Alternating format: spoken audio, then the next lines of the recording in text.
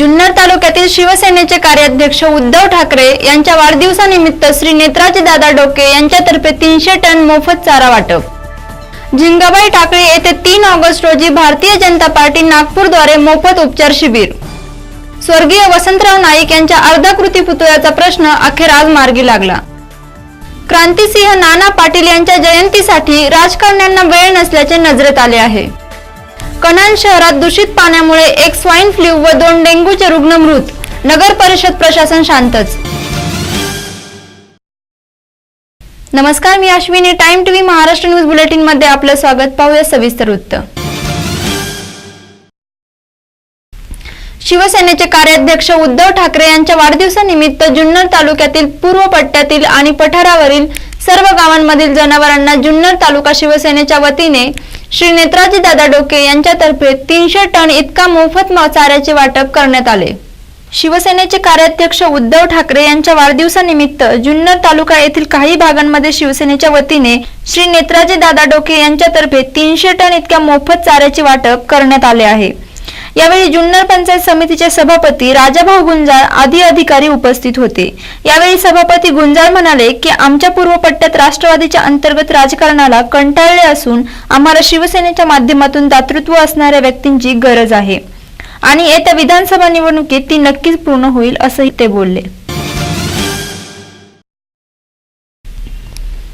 झिंगाबाई टाकळी येथे 3 ऑगस्ट रोजी भारतीय जनता पार्टी नागपूरद्वारे मोफत सर्व रोग निदान व उपचार शिबिर भारतीय कृषी विद्यालयामध्ये संपन्न झाले।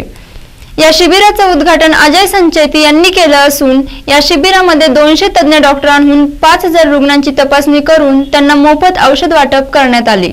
झिंगाबाई टाकळी येथे 3 ऑगस्ट रोजी भारतीय जनता पार्टी नागपूरद्वारा मोफत सर्व रोग निदान व उपचार शिबिर भारतीय कृषी विद्यालयामध्ये संपन्न झाले असून या शिबिराचे उद्घाटन अजय संचेती यांनी केले।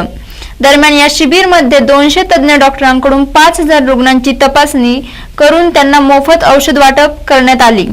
त्याचप्रमाणे 200 रुग्णांना 5 ऑगस्ट रोजी सकाळी 9 वाजता विनोबा भावे हॉस्पिटलमध्ये भरती करण्यात येईल। तसेच या शिबिरमध्ये दत्ताजी मेघे आदी अधिकारी उपस्थित होते। Time TV Maharashtra news Nagpur. जैसा कि आज नागपुर पे झिंगाबाई टाकली के अंदर समीर जी मेघा जी द्वारा यहाँ शिविर रखा गया और इसमें अनेक बीमारियों का इलाज मुफ्त में कराया जा रहा है।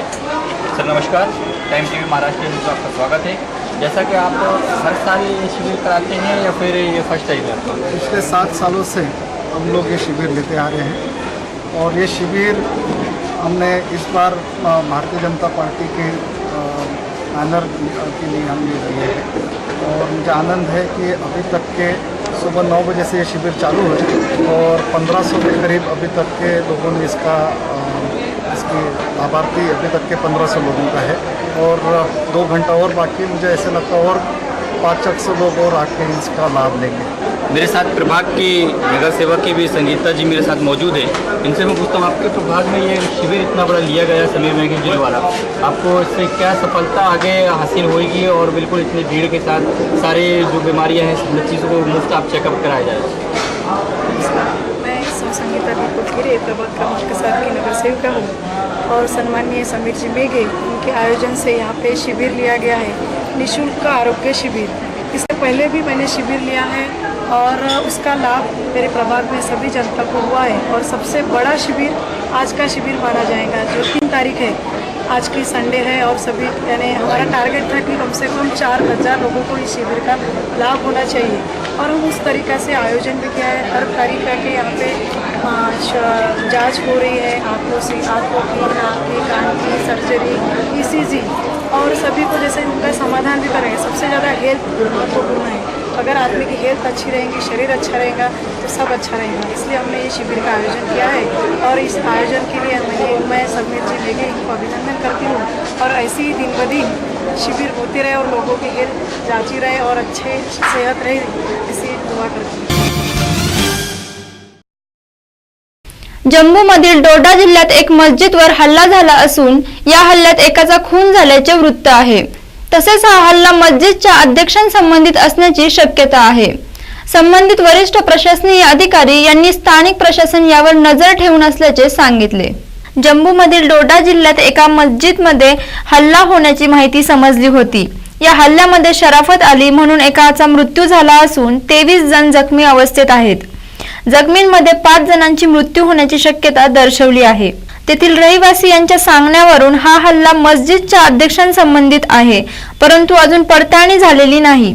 या घटनेत जखमी झालेल्यांपैकी 3घांना SKIMS सौरा हॉस्पिटलमध्ये पाठवलं तर 2घांना जम्मूच्या मेडिकल कॉलेजमध्ये भरती केलं. संबंधित वरिष्ठ प्रशासकीय अधिकारी यांनी सांगितले की स्थानिक प्रशासन यावर नजर ठेवून आहे आणि भविष्यात काही चुकीचं घडून देणार नाही. माजलगाव मोंढा येथे 3 ऑगस्ट 2014 रोजी सकाळी 11 वाजता स्वर्गीय वसंतराव नाईक यांच्या अर्धाकृती पुतळ्याचे अनावरण झाले असून हा पुतळा उभारणारी माजलगाव बाजार समिती राज्यात एकमेव बाजार समिती ठरणार आहे.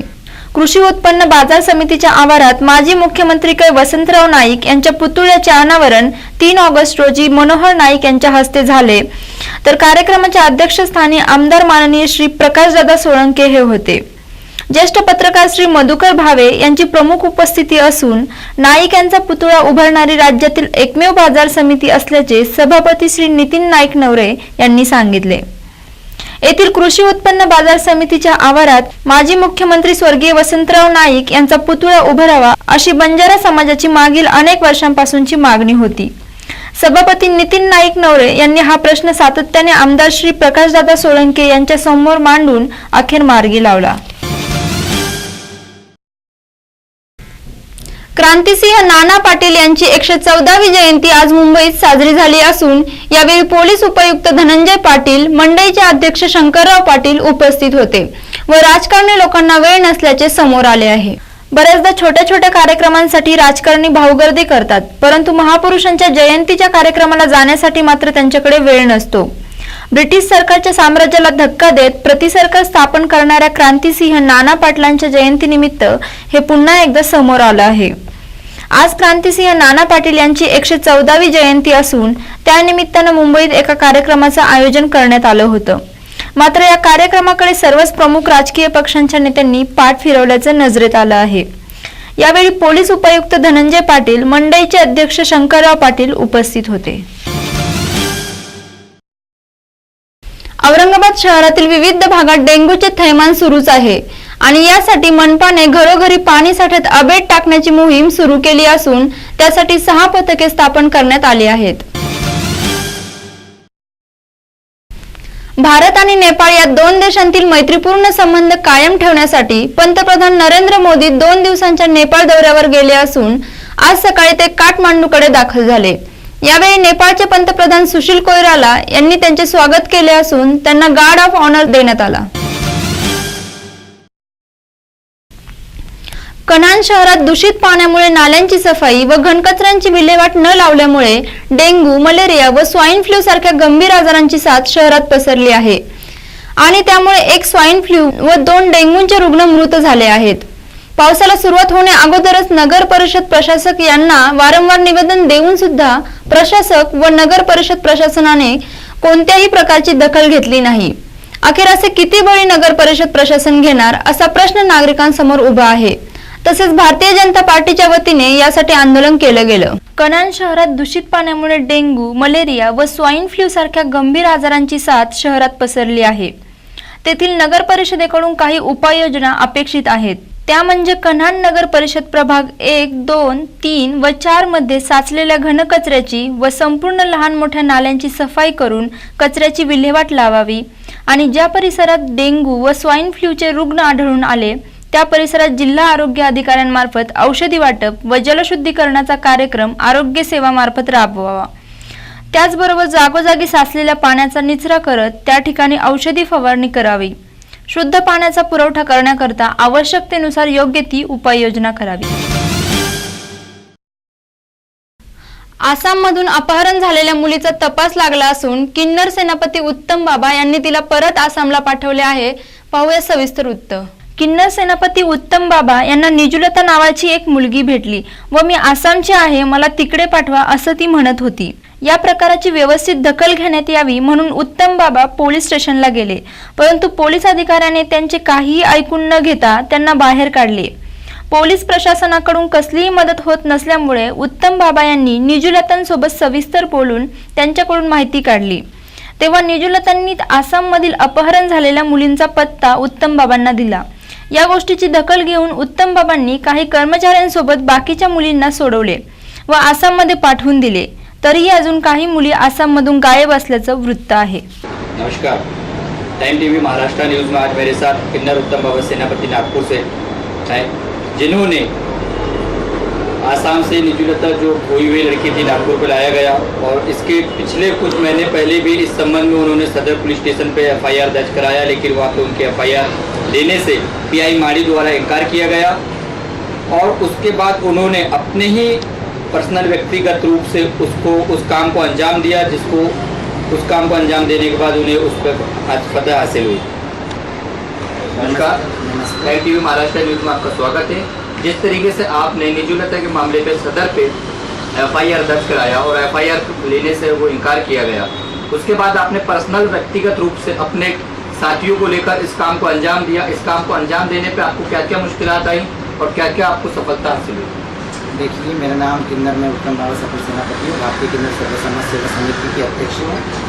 और मैंने सोचा है कि सदर पुलिस स्टेशन में जाकर निजूलता के संग एफआईआर दर्ज करना चाहिए, मगर उन्होंने एफआईआर दर्ज करने के लिए मना कर दिया।